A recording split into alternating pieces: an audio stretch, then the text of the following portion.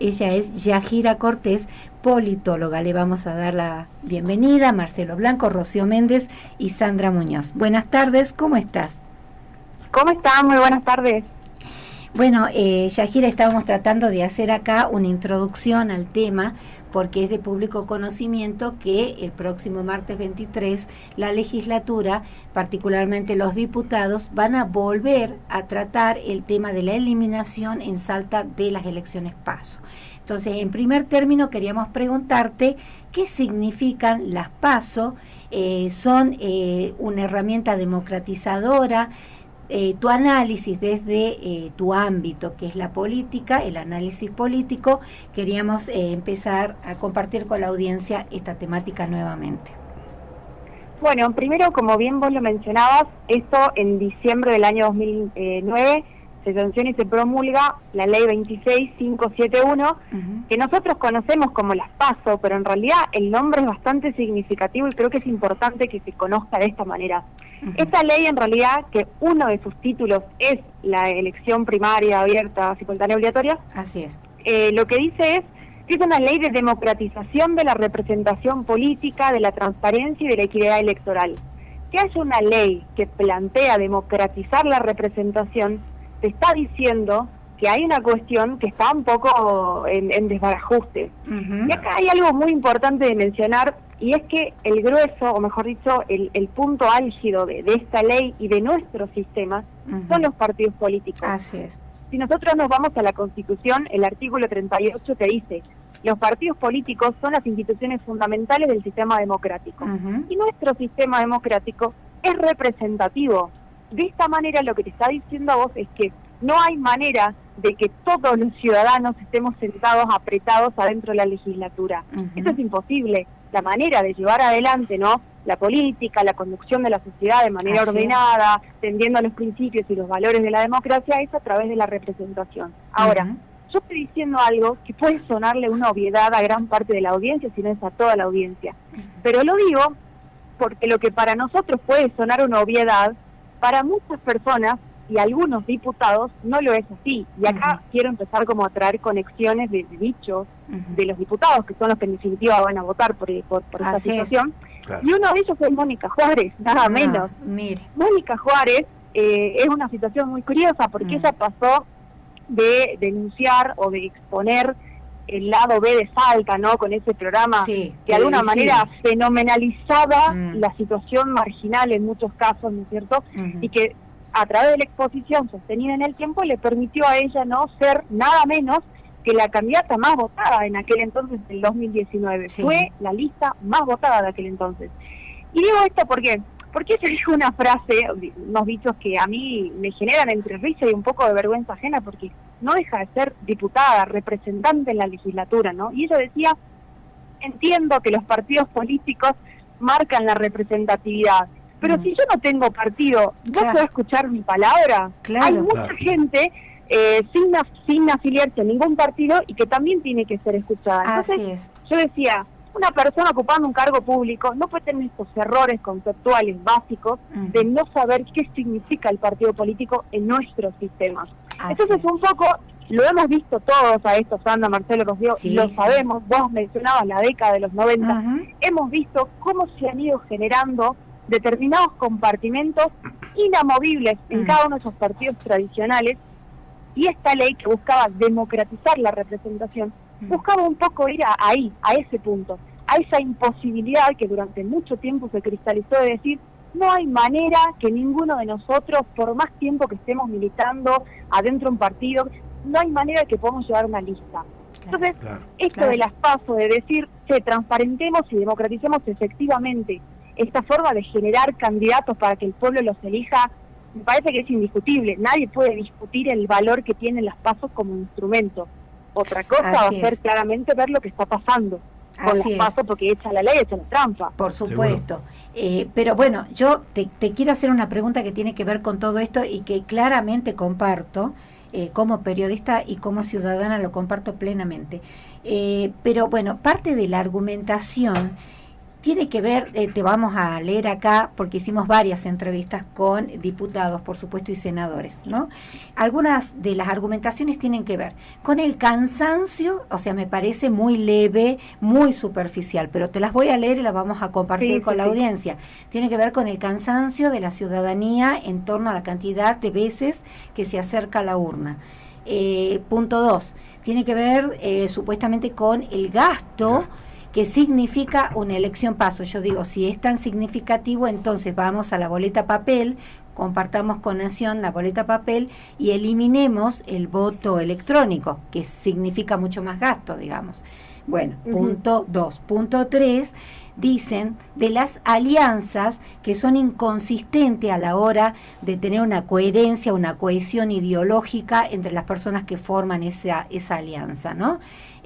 Y punto 4, que era otro de los puntos muy importantes, el vaciamiento de los partidos políticos. Y acá yo voy a hacer una reflexión personal y con esto la pregunta, el vaciamiento de los partidos políticos tiene que ver justamente con esto de que se vayan todos del 2001 y que tiene que ver como, si vos querés, como gestor, digamos, los años 90 con ese vaciamiento ideológico que generó el menemismo. No sé si compartís el análisis, pero son, digamos, los 4 puntos fundamentales de los legisladores a la hora de apostar con la eliminación de las PASO. Bueno, mira, uno de los argumentos que vos planteaste recién, que tiene que ver con esto del cansancio y con los partidos políticos, yo tengo el recuerdo de haberlo leído y escuchado a uno de los autores que presentan, ¿no?, el proyecto. Esto lo vamos a poner entre comillas porque ya sabemos cómo funciona la legislatura en estas condiciones, pero que es Luis Alvesa. Luis Alvesa presenta, ¿no?, el proyecto y él lo primero que dice es que las PASO fueron desnaturalizadas y desvirtuadas, que se convirtieron en un sistema de especulación, que ya no representa a la gente, que la gente no quiere ir a votar, ¿no?, que al final termina como dándose una situación medio de encuesta pagada por la sociedad. Y una cuestión muy interesante fue que él dice, ¿no?, que empezaron a jugar un montón de partidos políticos, como si fuera algo malo, ¿no? Claro. Que son los responsables de que no haya una ideología determinada. Entonces, yo lo primero que digo es lo siguiente. Luis Alvesa es diputado por el departamento de Cerrillo junto con otra persona, y él ganó en el año 2019 y se presentó con el partido País. Entonces, lo primero que yo voy a preguntarles a él y a toda esta gente que ha florecido con ese... No, pero empecemos por el principio. Tu partido, ¿qué representa? Hoy, ¿alguien sabe qué significa el partido País? ¿Alguien sabe cómo va a reaccionar el partido País frente a determinada política? Ustedes lo tienen muy claro, nosotros la ciudadanía tenemos muy en claro. A ver, ¿el Partido Obrero votaría, no sé, la liberalización del mercado laboral? No, nunca, jamás. Eso lo tenemos de contra claro. ¿El Frente Todos iría por una JUP? No, claramente no. Ahora, el Partido País, ¿cómo reacciona? Y acá yo lo digo porque es importante saber de nuevo que la ley esta que crea de alguna manera las PASO vuelve a tocar el tema del partido político como un instrumento que representa. Y a la vez la posibilidad de generarle una garantía a la ciudadanía. Yo cuando voto un partido estoy votando una construcción ideológica, un corpus teórico, valorativo, de principios, ¿no es cierto?, que trasciende un nombre y un apellido concreto. Así es. Pero si yo después voy a ver, por ejemplo, que hay un diputado como Rayén, que además encabeza un frente que se llama nada menos que Gustavo Sáenz, gobernador, y cuyo partido, ¿no es cierto?, con el que se presentó en aquel entonces se llamaba Sáenz Gobernador, ¿qué me está diciendo eso? Yo, ¿qué hago cuando Gustavo Sáenz deje este plano político, físico, mundano? ¿Qué hago? ¿Salgo a correr a la calle? ¿A dónde voy? Y esto me parece que no es algo menor, porque gran parte de la desvirtuada que hay en los partidos políticos empieza de la mano de Urtubey en el año 2015, cuando realiza esa situación con el PJ, que fuimos el único distrito por fuera del Frente de Todos.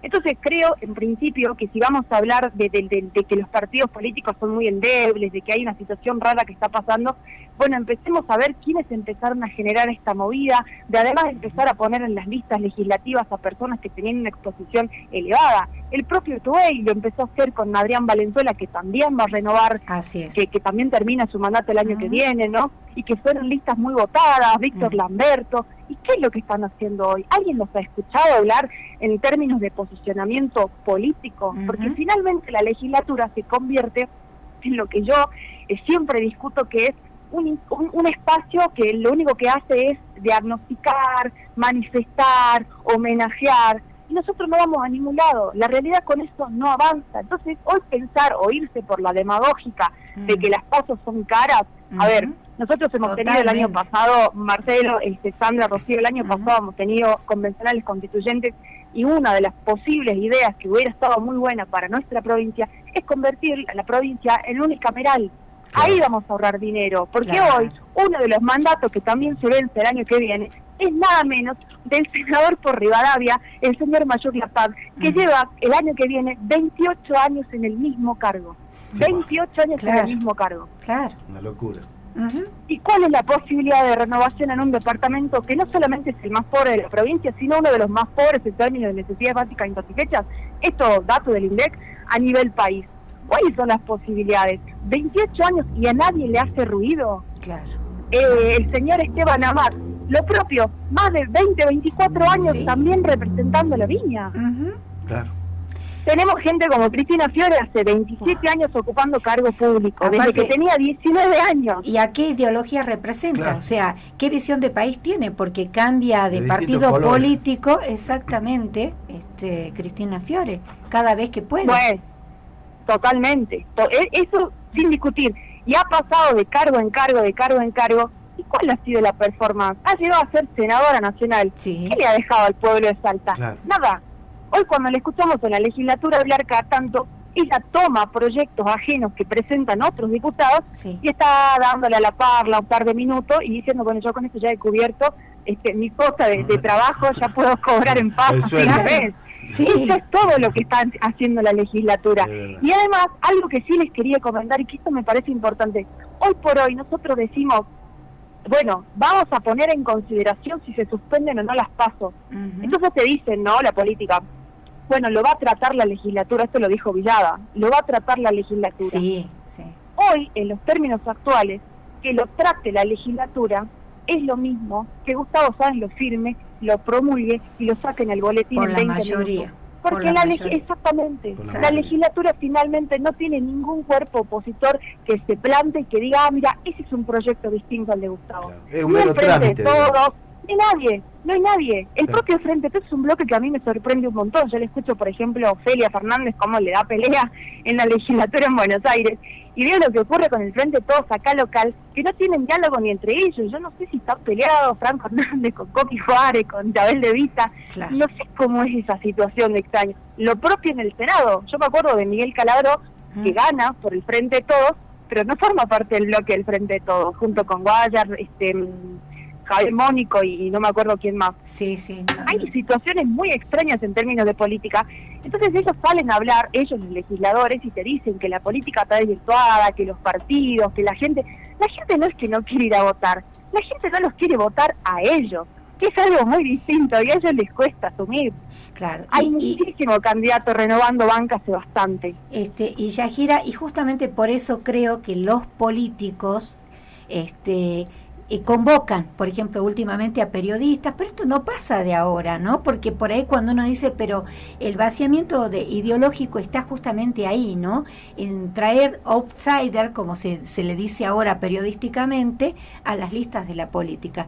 O sea, aquella gente que se ganó un espacio visual, por ejemplo, periodistas televisivos, está lleno la legislatura de estos periodistas televisivos y el Consejo Deliberante también, que no pertenecieron nunca a un partido político y que ganaron las elecciones. Justamente por esto que estamos diciendo, la gente no quiere votarlos a ellos, quiere votar supuestamente gente que no pertenece a la política, y ahí también hay una contradicción muy grave en esto del vaciamiento ideológico de los partidos políticos. Sí, coincido con vos plenamente. Este fenómeno de los periodistas. Yo en realidad soy muy respetuosa del periodismo como una profesión. Yo no me animo a decir que ellos son periodistas. Han sido conductores de programas que en muchos casos lo que han hecho es farandularizar o espectacularizar la marginalidad, la vulnerabilidad. Lo hizo Chico Malo, lo hizo Mónica Juárez con el lado B. Ahora, hay dos cuestiones al respecto. Una tiene que ver con que, caso de Mónica Juárez, se cansaba de hacer la situación de los chicos, del bajo y que el consumo de droga, lo mismo, no es de mal, se sentaron en la banca, yo no escuché nunca más que hablen sobre esa situación. Nunca más, no los escuché. Eso por un lado. Y por el otro lado, hay una confusión. Ellos, primero se presentan, ellos y todos, ¿no?, los que vienen de afuera, creen que son la antipolítica, creen que son los outsiders, pero por más que no te guste la política, los partidos, el Estado, lo que quieras, y por más que la juegues de seguidor de Milei, en el momento en el que vos fuiste y firmaste, te dieron tu certificado, te sacaste la foto y de ahí dice, soy diputado, soy concejal, vos pasás a formar parte de la función pública, del Estado. Te guste o no te guste, vos sos funcionario del Estado. Y en tercero, lo que les pasa mucho a los periodistas o a los presentadores, conductores, es que confunden mucho lo que ellos venían haciendo con lo que significa ser funcionario y ocupar una banca. Totalmente. Y no es relatar la realidad. Yo he visto mucha gente robando un poco, ¿no?, las notas que les cuestan tanto a un montón de periodistas que escriben, que van a buscar la información, y van y lo leen en la sesión. Entonces yo, imagínate, ¿cuándo me va a cambiar la vida a mí si lo único que yo estoy escuchando es una persona que me relata cómo está la realidad? A veces yo ya enciendo la radio, escucho la cocina política, prendo la tele. Es otro mundo, es otro universo y ellos no lo terminan de procesar. Totalmente. Sí. Y esto tiene que ver con ese vaciamiento ideológico al que hacías referencia. Tampoco quería criticar a mis colegas, simplemente quería hacer referencia a esto, ¿no? Cómo está esta contradicción latente dentro de la ciudadanía, que no quiero votar políticos y la política es la única herramienta capaz de cambiar socialmente todos los problemas que tenemos, y que de hecho política tiene que ver también con eso, ¿no? Con un conflicto permanente. Eso significa hacer política y estar y vivir en sociedad. Pero si una persona que pertenece a una lista no tiene una identidad, entre comillas, porque todos tienen una identidad ideológica, pero no partidaria. Pero si no perteneces a un lugar, a un espacio partidario, lógicamente no puedes entregar nada. No, ¿Dónde te posicionas? Exacto, pero aparte hay una cuestión, por ejemplo, este tipo de personalidades tan extremas, extremas en el sentido de que, van a discutir, van a presuntamente disputar una situación de status quo, van a cuestionar, van a señalar, traen la cámara para que por única vez determinado colectivo, determinada comunidad que, no sé, está en una situación complicada, la vea la sociedad. Bueno, los votan por eso. Los votan porque aparentan o simulan o hacen una propuesta en la que de alguna manera están discutiendo la realidad. Ahora, asumen el cargo y no pasan nunca más. Pasan a formar parte de lo que ellos tanto cuestionaban o de lo que tanto les gustaba señalar cuando tenían sus programas.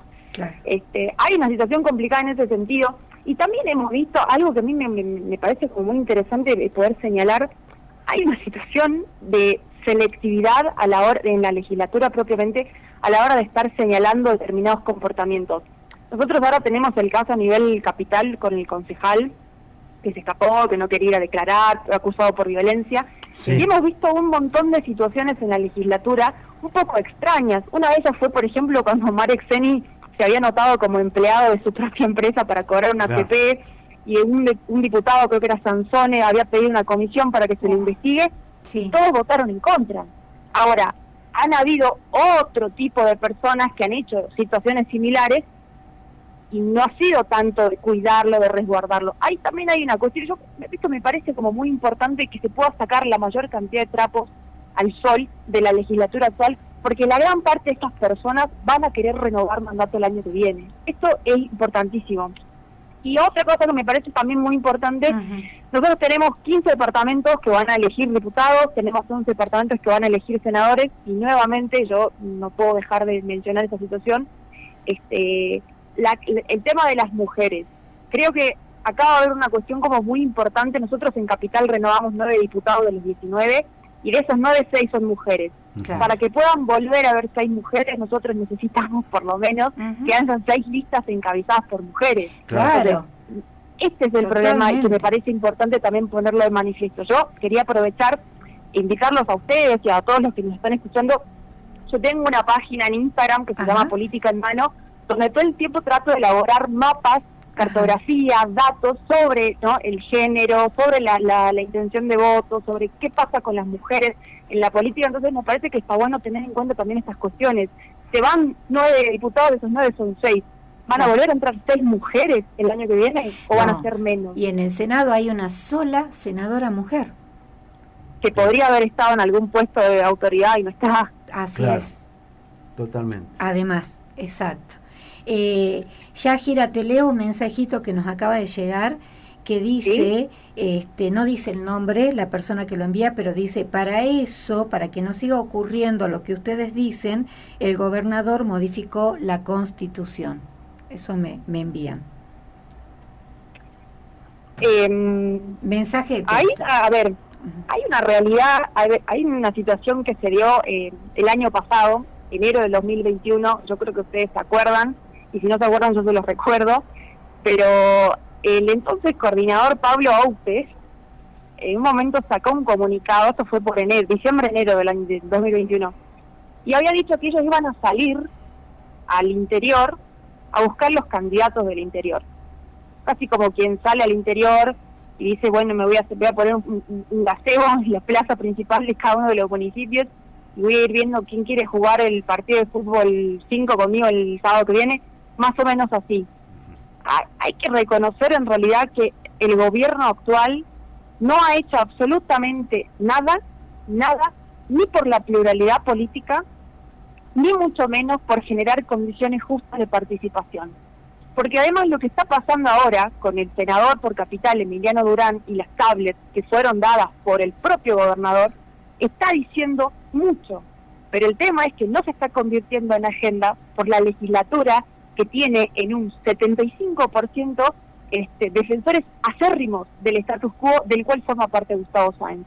Yo no siento que la modificación de la Constitución tenga un impacto en lo que va a pasar el año que viene. Prueba de ello es que, habiendo ganado la mayoría de la legislatura, el frente de Gustavo Sáenz, el frente Sáenz Conducción, siendo uno de los mayoritarios, se votó nuevamente que una persona como Amat siga siendo el presidente de la Cámara de Diputados, que lleva 25 años ya en el cargo, y que en el caso del Senado se vote por un vicepresidente que va a cumplir 28 años de senador el año que viene, como Mayur La Paz. Claro. Yo no es que supongo, yo me remito a lo que está ocurriendo a través de Gustavo y a través de la legislatura que representa no los intereses de la provincia de Salta, sino que busca preservar esa burbuja de seguridad política y esa plataforma electoral para Gustavo Sáenz el año que viene. Nosotros hoy no tenemos oposición y prueba de eso es la chatura de la discusión que hay en la legislatura. Claro.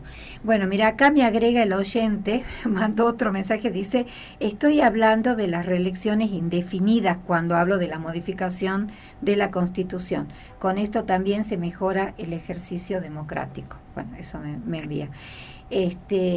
Yajira, nos quedó un tema pendiente, pero acá nos dicen que tenemos que cumplir sí o sí con las tandas, porque es el formato de la patriada, así que momentáneamente vamos a hacer una despedida, pero nos queda pendiente cómo se recupera los partidos políticos, que es el gran desafío que tenemos, cómo recuperamos los partidos políticos, y que creo que no pasa por eliminar para nada las primarias abiertas, simultáneas y obligatorias. Sí, sin lugar a duda, esto es creer que porque una ley no funciona hay que sacarla, que porque no hubo paridad con la ley de paridad, entonces saquemos la ley. Claro. Pensar así me parece que es erróneo. Claro, totalmente. Nos tenemos que ir a cumplir con unas tandas. Te agradecemos infinitamente esta comunicación y bueno, te estoy convocando ya, previamente te estoy convocando a continuar esta discusión, y el eje para la próxima entrevista va a ser ese: cómo se trabaja en fortalecer los partidos políticos. Lo dejamos acá, continuará en la cocina política. Nosotros desde acá te enviamos un abrazo, te agradecemos este tiempo, nos parece muy importante compartir con la audiencia estos temas que son realmente para todos y todas.